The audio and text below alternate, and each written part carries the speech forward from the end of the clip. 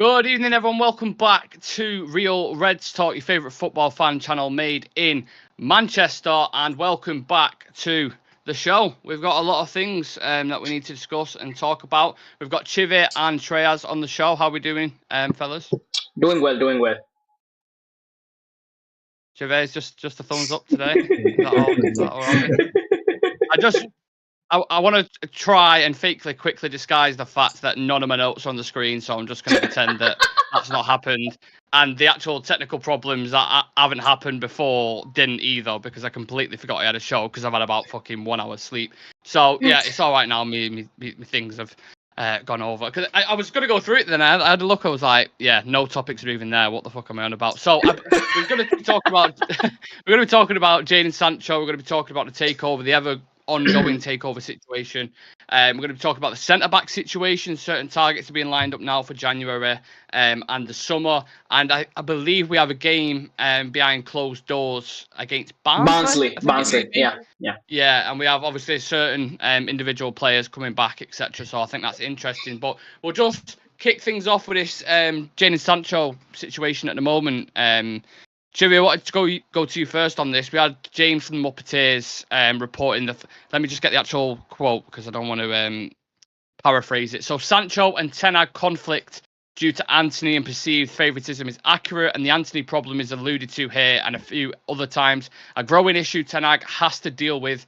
Sancho from the only player who feels this way, but other players have definitely not reacted as poorly to it and maintained their own professionalism. What's your take on that? Because there's been rumours and stuff, haven't there, that we've spoken about previously? Yeah, we mentioned this before. Well, we kind of were speculating on this. And if this report is to be true, then yeah, it's one of those things. Listen,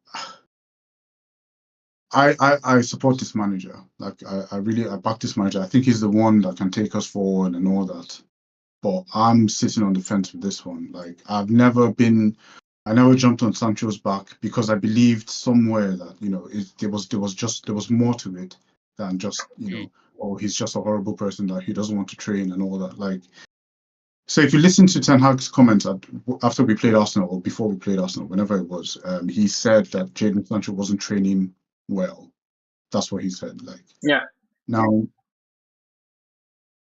if you go back to the preseason videos that we all made, a lot of us here agreed that Sancho was one of our better players in preseason, right? And a lot of us, I remember we said this after one of the games, that Sancho looked different. Like he looked like he was a bit hungrier in preseason. He looked like he'd lost a bit of weight. He was a lot more mobile. So I had a lot of high hopes for him because I could tell that, yeah, this guy looks committed now. He looks like he's trying to put in, he's trying to make his stamp on the team. And hypothetically speaking, if he's actually training well, but then getting snubbed by the manager, then I have no beef with him, standing his ground and saying, it's, we said it the other time, it happens everywhere, in all walks of life, regardless of whether it's a football pitch or your regular job or anywhere. If you're putting in the work and your manager is saying otherwise to other people, not to you, he's saying it to other people, you have a right to stand your ground. I understand how everyone feels about Ten Hag. I understand everybody loves the manager. But as fans, he has to be held accountable as well. We can't just blindly follow this guy and everything he says. You understand? He keeps saying that the dressing room is one. Well, clearly it isn't, because there's players who are in there who don't feel happy for whatever reason, right? So I understand where Sancho is coming from, and if he has to do what's best for him, that's number one. Number two, his lawyer, was it his lawyer, his advisor, or whatever, says, I think it was like a week or two after that, says Sancho stands by what he said. So he's not just going off on a whim. He's being advised, right? Yeah. He's getting advice from people. So this isn't something about him just throwing his. If it was last season, I would understand it. You understand? But I think if we're just going to look at it, because it's easy to demonize Sancho, like he hasn't performed. Everyone's like, oh yeah, he's not. It's easy to demonize him of what he's done before. But if we're looking at preseason, and if he's actually taking the criticism he received from last season and trained well in preseason, played well. Remember, he played false nine. He played on the left. He's played multiple positions. Like, he's done what his manager has asked him to do. And then his manager comes out and hangs him out to dry. Like, there's clearly some sort of favoritism going on there. And if he feels wrong, he has the right to stand his ground. And yeah, I have no issue with that. I have no issue with Sancho. I think he should go ahead and, ride this one out. If he needs to leave, then he needs to leave. Or, but then there should be some kind of, if the manager isn't going to apologize and he's not going to apologize, then, we've seen that before. I was watching the David Beckham documentary, which I recommend every Manchester United fan needs to watch. Yeah, people need to watch that. You can see that there's always two sides to a story, right? The manager does what he does, and the player has to do what he. As fans, we just think these guys are like robots, and we expect them to, but they're human beings as well. Yeah, I think that's a healthy perspective to have to. I think Shreyas has gone the opposite way. I don't know if anyone knows, but that background behind him, that's actually Mandarin for Sancho out. Shreyas, what's your perspective on this whole situation? And what do you put this down to in terms of the amount of players who kick up a fuss at United? Because we seem to have a bunch of them, don't we? Like, I feel like this happens every year where we have a discipline issue with a certain player. Or do you think that's just United? Is it just United? Do other clubs have this going on? What's the crack? I think certain other clubs have had it as well. Like, when Arteta did come in, he had issues with Aubameyang, who was the club captain, who was someone who the team relied on as well. He was their go-to striker, go-to player in that 11. But even he had problems, and ultimately he was phased out of the club, whether it went to move away to Barcelona or whatever it was. But he was eventually phased out of the club. With Ten Hag, definitely in the start of his career, he did have a lot of disciplinary issues, no doubt about it. On the other hand, he also had the problem of actually, uniting this team on the pitch. Like, throughout the course of last season, in the majority of games, you could see that this team was performing as a unit. That you could see that the players like to be, playing with each other, and it was reflecting on the pitch as well. Because in certain games, we didn't have the quality to actually match our opposition, but we were still getting away with wins because this team was able to coordinate itself quite well. This season, I haven't seen that up until now. Like, in any single game, I cannot say that this team is performing like a single unit. Like, all the players are on the same page and they know what to do and what not to do. That chemistry and sync is lacking in this team right now, which we were seeing last season.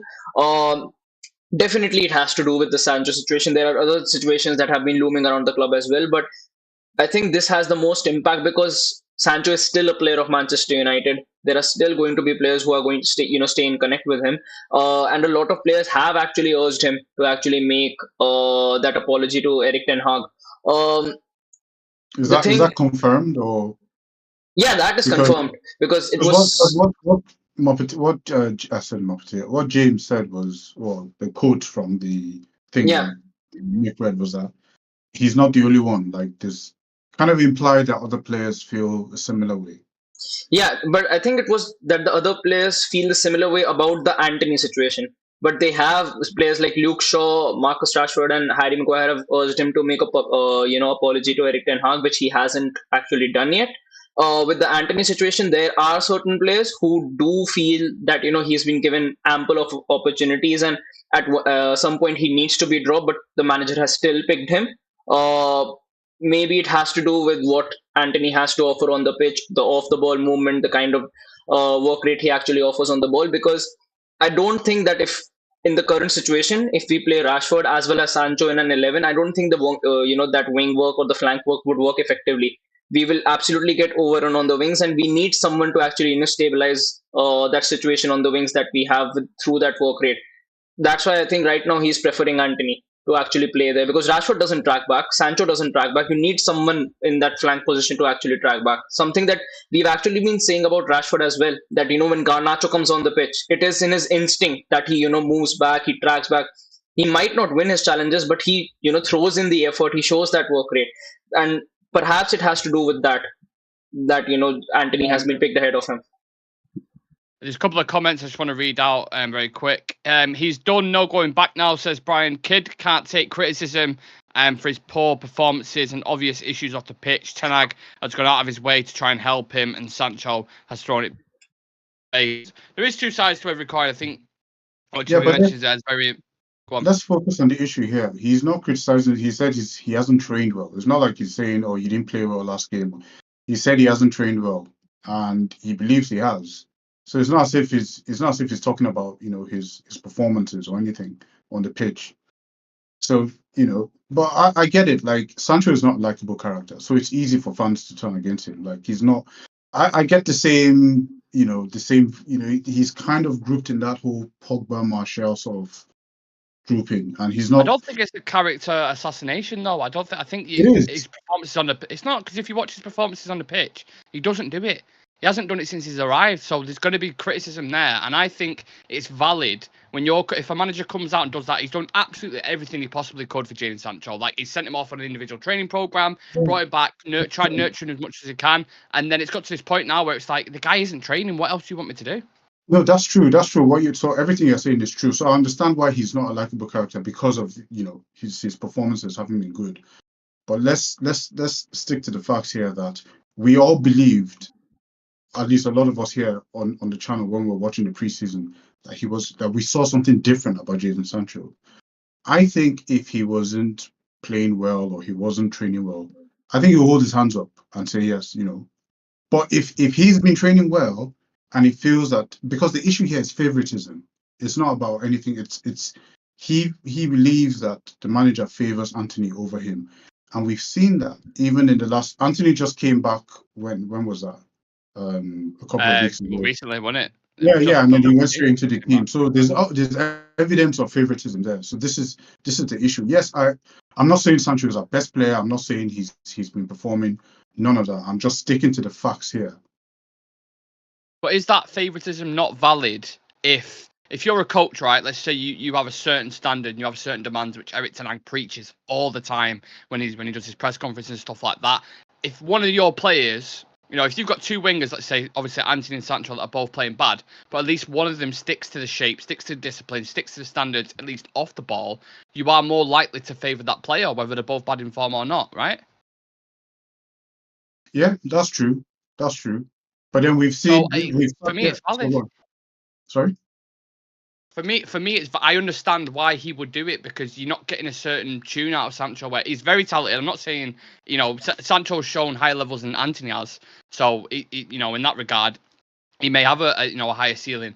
But just what he demands for that certain style. I mean, Sancho could go to another league now and absolutely kill it. I've got no doubt about that. I just think with the way Ten Hag wants the intensity that he wants to play at, Sancho does not fit that bill for me, and I get why he plays Anthony over him, but that's just my personal opinion. Yeah.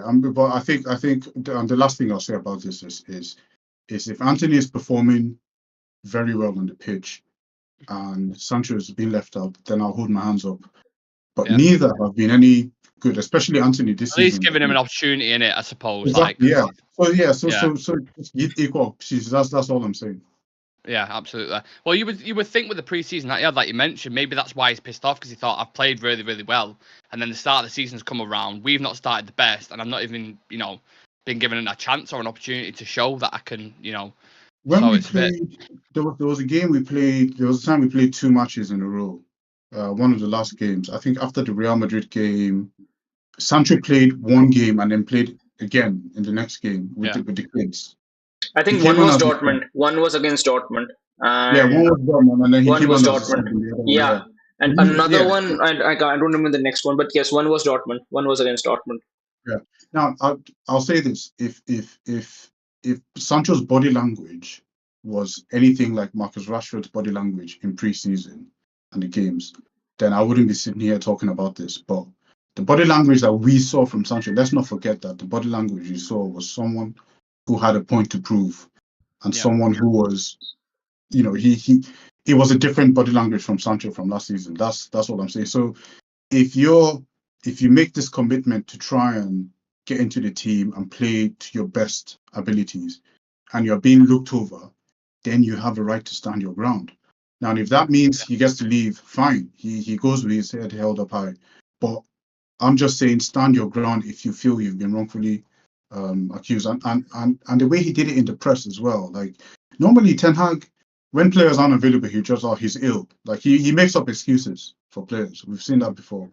But then he publicly, outed the it. thing is, you've seen managers get reactions out of players from doing that before. So maybe on his part, he probably looks back at that now and he might say, you know, that wasn't the best thing, but he might look back at it and say, I just give it a chance to try get something out of him. But obviously it's gone the opposite way. He's gone on social media, posted what he's done, and we're kind of at this stage now where we're in limbo with it. Just a quick fire question, last thing on his Sancho.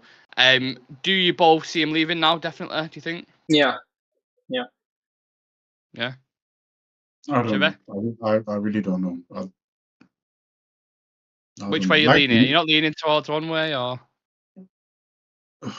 I really don't know what to think, to be honest.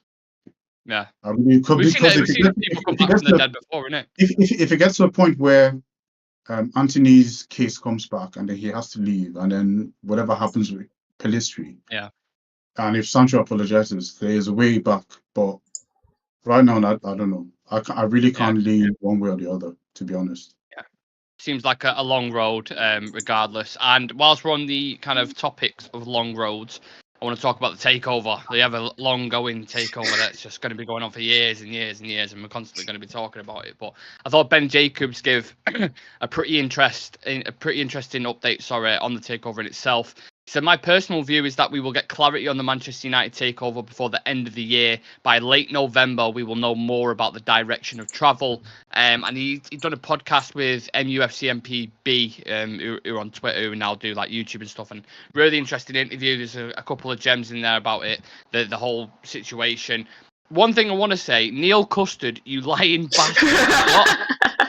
We all remember that October, something's going to happen. Yeah, well, it will be done within the second week of October. Yeah, I'm counting these days, mate, and we can just reflect this and say, right, he's chatting shit, and he's chatting shit. Neil Custard, you bastard. But yeah, just with the takeover in general, Shreyas, I'll go to you first. If you was, I don't want to ask the same questions that we've been talking about all the time, so I thought I'd go a little bit of a different route with this. If you're Sheikh Jassim or Sir Jim Ratcliffe, what is your first point of focus when you take over Manchester United? I think for both of the people, if any of them have to actually take over Manchester United, first thing is actually to sit down with the manager and have a conversation. What direction and what way is he wanting to build this team and actually proceed into the future? What kind, not just the players, but with the overall plan or mindset, because then the owner, whoever has to come in, can actually build a plan as to how he wants to proceed himself in the next coming windows, how much budget has to be allocated, what players need to be targeted. Secondly, I would say this is the one of the most important ones as well. Hire the scouting department from Brighton. Just just get them. Because I think we do need some. I think the ones who are actually employed in that division now, they need to be removed, and newer people need to be brought in. Yeah. They'd get rid of him and then they just go find the next best thing as well. They're probably better. It's just what Brighton doing it. Like, no matter what happens to them. Like, don't hire Brighton scouting department. Hire the people that they're going to hire after those people. Do that cold chess in it. Just like. Get a sporting director as well, get director of football who actually know what they're doing, who have experience at actually doing this job. And then, actually overall try to mend the relationship gap that has been existing between the club and the fans, which has been prevalent for quite some time. Bridge that gap and, actually maintain a better relationship where the owners are actually present and they can actually be answerable and be held accountable for the club in front of the fans, because we haven't seen that happening at Manchester United for quite some time. Absolutely, I fully agree with that. Chivi, I know you're quite passionate about the sporting director and the whole situation at board level. There's rumours that Sir Jim Ratcliffe with Paul Mitchell, and we're hearing things about Beckham now, which isn't going to be a sporting director, but multiple roles if they take over. What are your thoughts on that, Chivi? Just before I touch on that, in the statement you read about Ben Jacobs, the key phrase there is, in my personal view. Right, so anything after that is bullshit. He's been quite good though. He has been very good on the takeover. It's his personal view. I know. I'm just saying. I've followed out of everyone that has been reporting on it. He's been probably the most accurate. So when he says something, I tend to listen. But obviously, it's up to everyone's situation, what to believe and whatnot. I I get what you're think, saying. maybe that's for me. I just feel like unless there's anything concrete, I'm not. I get it. Yeah, I like, get it. yeah, it doesn't matter. Yeah. What was the question? Sorry. Sporting director, I was asking you about. If Sir Jim was to take over, it would be Paul Mitchell. You're here in Qatar with David Beckham now. Like, so what are your thoughts on that whole scenario? So, right. So I've made this comparison a few times, but let's look at Man City. So they won the league with Mancini, and they won the league with Pellegrini, but they weren't there yet. They weren't this big juggernaut just yet, right? And then they got Pep Guardiola to come in. But what everyone does, well, not everyone, but shortly before they got Pep Guardiola to come in, they got Chiki Begiristan from Barcelona. And he came in, and that's when everything started to change. That's when we started to hear about the training, the 200 million training facilities. That's when things started happening. He comes in, 6 months later, Guardiola comes in, and the rest is history, right? So it doesn't matter if we go out and sign Doctor Strange as a manager. It doesn't, Ten Hag is not a magician. Like it doesn't matter what manager we sign. If we don't have the structure, if we don't have football brains behind this juggernaut, we will be sinking money into a bottomless pit. So we need to get a sporting director, a competent sporting director. Now there was news, there was some talk about the guy at Atletico Madrid. Yeah. So I don't care. Just get someone who has a little bit of, a decent amount of football knowledge, because all of us here are just as qualified. Honestly, we're just as qualified as Richard Arnold or Ed Woodward. As far as football is concerned, they have no knowledge in football. Everything they know is, just financial stuff. So they really don't have any better knowledge than any of us here. So if we get someone who, has not just decent knowledge of football, but has the networking as well. He's got networking with players. He's got networking with agents, with academies across the world, with different federations, with football FAs and all that. Look at someone like Perez or Juan Laporta. Now, they're questionable characters, but their network is crazy, right? Yeah. So we need, this is Manchester United. This is, regardless of what our position has been over the past couple of years, we are still a massive brand, and we can't be run by incompetent people. Like I sometimes I just don't understand how this is happening. So if they come in, we need to have a sporting director to come in and run this club like a football club. The money will come. Look at what happened to Liverpool. All they had to do was just run the club as a football club, and everything else came. Right? They were, who did they have as their kids thingy before Nike? It was a New Balance. Yeah, fucking New Balance. Imagine that. Sorry for people who wear New Balance. Once the success, I like New Balance to be fair, but they're not. I was about to say, let me just move me New Balance trainers out of the shop. No, I love New Balance. I've got a couple. But anyway, just focus on football. Everything else will come. The money will come. Michael Edwards had a couple of years experience under Harry Redknapp, and then he became the Liverpool football director. I'll see what happens. So, just need to get someone in there that knows what he's doing, and look at the Frankie. Sorry, I don't mean to go on for too long. Just one more point: the Frankie De Jong situation. Do you think Perez would have been going to Barcelona and spending days, right? From Real Madrid. Yeah, none of them would. Yeah, do you think they'll be going back and forth to Barcelona to try and convince? You probably won't even heard about it. That's the thing. Yeah. It's just done behind closed doors. Liverpool That's always what I'm do that. saying. Exactly. So none of that bullshit would have happened in public view. We're a fucking laughing stock now. So we need someone to come in and take the reins. Yeah, and we got Murta and Arnold with the briefcases in their hand, looking like absolute wallies on the way back and forth to Barcelona. unbelievable. Whilst we're actually on the discussion of recruitment, there's a lot of talk about centre backs at the moment, and there's a kind of a list that's being drawn up. Before I get into that list, I want to read you a comment from Rene Mullenstein about Raphael Varane, which I thought was very, very interesting. And he said, Raphael Varane cannot handle the pace. The Premier League is dynamic. Everything goes at 100 kilometers per hour. That is the big problem in midfield. They have no energy, and that is how the defense gets into trouble. How do we identify that kind of centre-back situation at the minute? Shreyas, do you have anyone in mind as that kind of the next Varane, if you will? Or obviously, we're probably going to need a more kind of progressive centre-back, but I mean, in terms of filling his shoes, because he's starting to get more and more injuries now. He's not getting any younger. So who would you identify as that next one to come in? Anyone in particular? For me, it's Antonio Silva. I've been looking into him for quite some time. I followed him quite strongly during the course of last season. This season, he started pretty bright as well. I think he's been called up for the Portuguese national team as well. And he's actually someone who can, come in for Rafa Varane, be able to solidify that back line. Similar profile to Lisandro Martinez as well, who can be, Sorry, sure. Yeah. Sorry, Nick, is that the new Pelistri? Do you think? Who, Antonio Silva? Yeah, definitely. But to be honest with you, I've watched quite a lot of him myself, and he does look good.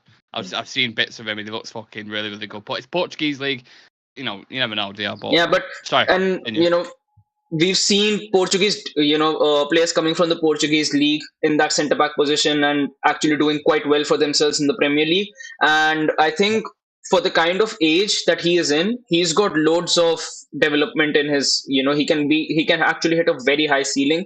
The kind of football that he's playing right now, I think he's the perfect mold for Ten Hag. Someone who is aggressive, someone who is able to defend himself in 1v1 situations, can cover a lot of ground and able to link up with the midfield. Someone who can step really up in good that. On the ball, yeah, he's very good on the ball, and he's very young. So to have someone like that alongside Lisandro Martinez, I think it might be a very, very fruitful combination. And it can act. If you look into Varane's game, he has certain traits of Varane in his game. So sometimes when we say that there are certain weaknesses in Lisandro's game that Varane is able to actually eliminate because of his presence, I think Antonio Silva can do the same thing. So for me, he would start on Varane. Shreyas, the aerial duels is 100% of his aerial duels so far this season. So that was pretty impressive, but apparently you can't handle the thing is that's the thing. The problem is when Varane is fit and when he's playing, he'll be one of the best players on the pitch. But when he's injured, and because we don't have someone who can actually come in and provide us with the same or even more quality than Varane, that is where we are actually lacking right now. And because a weird split. I don't know what it is. Like, some people really highly rate him, and some people are like, no, not fit. The thing is with his injuries, the problem is injuries, because his fitness is something that has been called out for a lot of time since his move to Manchester United. I don't think that anyone can doubt his ability when he's fit and in the game, because he can be one of the best centre backs in the league when he's fit. But because of his injuries and his availability, that's where the problem happens, because Lisandro ain't available, Luke Shaw isn't available, so the players who might come in and do a job for him, they aren't available either. So it actually creates a much bigger problem for us, which is one of the reasons why Ten Hag was very, very adamant in getting in Benjamin Pavard or Kim Min-jae or Todibo. I think right now, Todibo is someone who's still available. Pavard has moved to Inter Milan, but he's someone who's still available. I would go out for him in the winter. Go out for Antonio. Yeah, I think either of them. He's equally injury prone. Yeah, he's also had he had disciplinary issues back at Barcelona and a few he's of his always injured. He was supposed to be the next Varane, and he went to Barcelona and he was on his way up, and then he had lots of injuries. Yeah. It's the same thing. It's going to be the same thing. That's it's the consistency that you need, and especially out of centre backs when you're trying to build off a base, you need consistency, man. Yeah. He was going to. Sorry. Mullenstein. Yeah. Ever since Alex Ferguson chose David Moyes, right, Mullenstein has been bitter. Because it's true. He's been bitter. He's been really bitter. He thought he was going to be, the next one to take the mantle after Ferguson left, because he was with Ferguson for a long time, right? Yeah. and he literally he took training sessions in Ferguson's later years. Ferguson wasn't doing the training. He was picked the team. Millicent did all the training, all the stuff, and I think he felt that he had it shot in. And Ferguson went and picked David Moyes, and he's been bitter ever since. Right. I don't believe what he says about Varane. I think if Varane is fully fit, he's one of the best centre backs. It doesn't matter whether he's playing the Premier League, Italian, wherever. He's one of the best. The only criticism that Varane has is his injury record, and that's the only thing that's stopping. As far as being up to the pace and all that stuff, I do not believe it. Because last season we saw what he did last season when he was fit. So I will go with the eye test. I don't care what Millicent says. I like him. He was a good servant for the club, but he's been bitter ever since, and he's had a really bad career as a coach ever since he left as well. Did he go to like Australia or something and failed there? Everywhere he went, he was absolute rubbish. Yeah. Absolutely. It happens sometimes. They don't have that balance of man management, charisma, personality, matched with the coaching. Like sometimes it just doesn't work out. Yeah, I'd like to have him maybe, because he's got lots of connections and all that. Maybe as with another role in the club, probably. Yeah, could take coaching down and all that. job. Yeah. Because don't know what he's doing, but I absolutely agree with that. Who would you, just as the centre back target, Chivy, who would you go for if you had? Do you have a preference at all? Just scout. Look for the next best kid. Yeah, at least scout. At least scout. Yeah. What happens? We always go, well, who's out there? And then somebody goes to Man City. It's like, oh, we should have got him. Like some unknown player comes out of nowhere, and then everyone's like, well, where was he? Scout. Go to Germany. Go to Portugal. Nobody heard about Ruben Diaz, right? No, when he was with Benfica. Yeah. Yeah, nobody they knew him there, but So just scouts. I think that's a good thing because I think out of the choices that will be available to us, whether it's in the January or whether it's in the next summer window, I don't think we need to go out and get like a centre back and splash like 60 to 70 million on just one centre back. I think we can go in, we can get someone in the 25 to 30 million range who can actually be as good and as young and can actually offer us a lot of years. And the thing with Ten Hag is he actually likes to work with younger players. He likes to work with that younger profiles, actually, develop them, get, those raw talents. He is able to polish them and create them into much, mature players. I think that's the way we should be going, work with the manager's strengths. But if it goes the way it has been going, it just means we need to go into Ten Hag's history and see what other centre-backs he's worked with. The thing is with United in them situations, because it's such a demanding club and the media pressure's so high level, it's hard for youngsters these days to be, especially at the back, to be successful in the environment that we've got. Just at the moment, I mean, maybe when the takeover happens and situation, it'll be better. I just think there's if you're a young centre-back now and you're looking at other teams, and this kills me to say because I'm obviously a United fan, but there's other things that look better at the minute, I would say, for development and stuff like that. We need to get back up to that level where players are actually really... It's still United, we've still got a massive pull, don't get me wrong, but I'm talking about the top level talents who the 2% of teams get. I don't think we're in that echelon at the minute, for me personally. Yeah. So we need to get back, level, right at the top with the rest of the teams. Just in my personal opinion. But yeah, the last thing I wanted to talk about. We mentioned at the start that there's going to be a game behind closed doors against Barnsley on Tuesday. Kobbie Mainoo was due to play against the League One club. However, that now seems unlikely after it was decided it was a little too soon for him.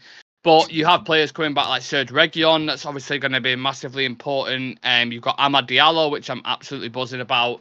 But yeah, who are you looking forward to in particular? I asked Chiv, I asked Dan yesterday if you had a magic wand and you could bring back anyone who's currently out right now.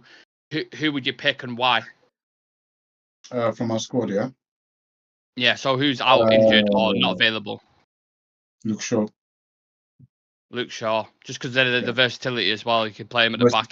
He can play left back, he can play centre back. Yeah. So we can have Luke Shaw and Lindelof again. So Luke Shaw, it's not like he's my favourite player, but just to get this team going, we can have someone like Luke Shaw. His ball, he's very comfortable with the ball at his feet, bring the ball forward. He can make those passes. When he filled in for Lisandro, we didn't really lose that much in terms of like defensive. Pocketed Haaland, mate. Sorry? He pocketed Haaland, didn't he, in the Manchester derby? Yeah, Haaland he did did. nothing, didn't even get a sniff. So, yeah, I think Luke Shaw's hugely missing from this team. What about any of the youngsters? Or obviously you got Ahmad coming back, Kobe Mainoo shortly, Serge Reguilon, Shreyas. We're going to need him back, aren't we, in terms of just that width and that left back, and Avan Rabat maybe move into the midfield and stay there. Yeah, I think the main priority right now is get a fullback in. I think whether it's Aaron Wan-Bissaka, whether it's Luke Shaw, we need to get at least one fullback in, because that's what is actually killing us a lot at this moment in time. We need someone who can offer us width, who is actually quite comfortable in playing in that position. My personal preference would be Luke Shaw, because I think just having Luke Shaw in that, on that left hand flank might actually help Rashford, because his best game actually comes out whenever Luke Shaw has been present on that left hand side.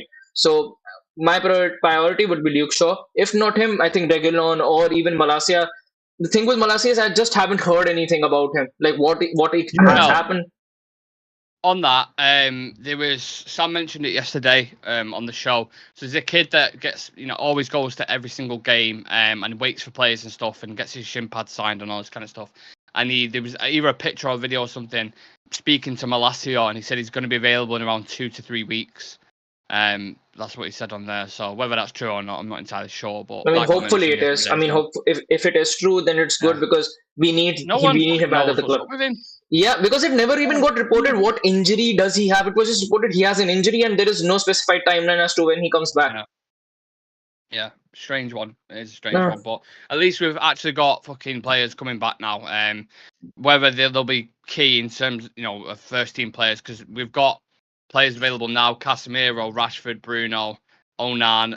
Like all these guys who are supposed to be our most important players are probably performing the worst. I think Kobe Mainoo will be important as well. He opens up a very important outlet in that midfield, because you have got Amrabat, you have got Casemiro, but if you have to just look at players who can play in the number 6 and number 8 positions, that's the only two you've got right now who are present at the club.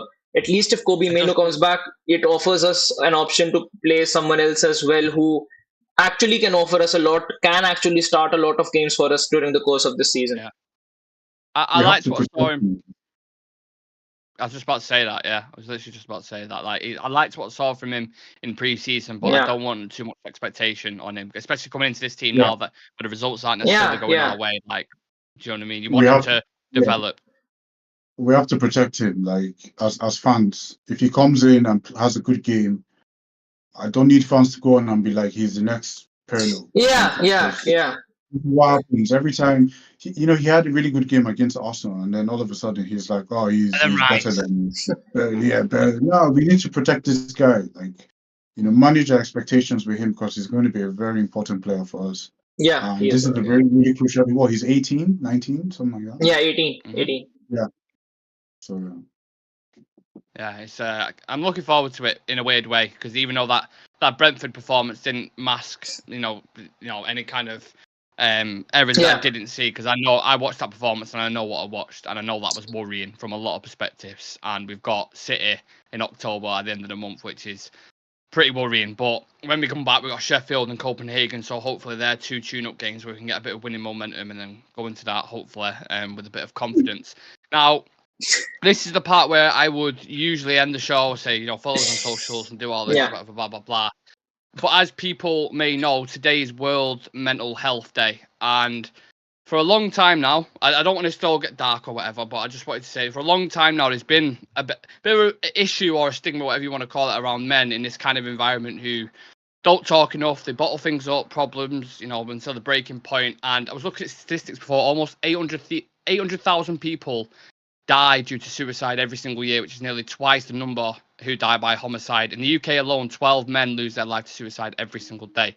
So if you are feeling a certain type of way and it's pushing you to a certain point, please talk to somebody. There's a lot of messages out there in a minute, and I think even the lads in this group, all at one point, have all had individual issues or whatever, and we try to have that network where we speak to each other, make sure I try my best to do it with individuals, because I know how important mental health is. So I just wanted to leave a little message at the end of the video, because it's important to a lot of people, and it's a silent killer, and it's a real problem. So yeah, I just wanted to add that on to the end of the video, and hopefully everyone has a nice week, and it's United aren't going to ruin it.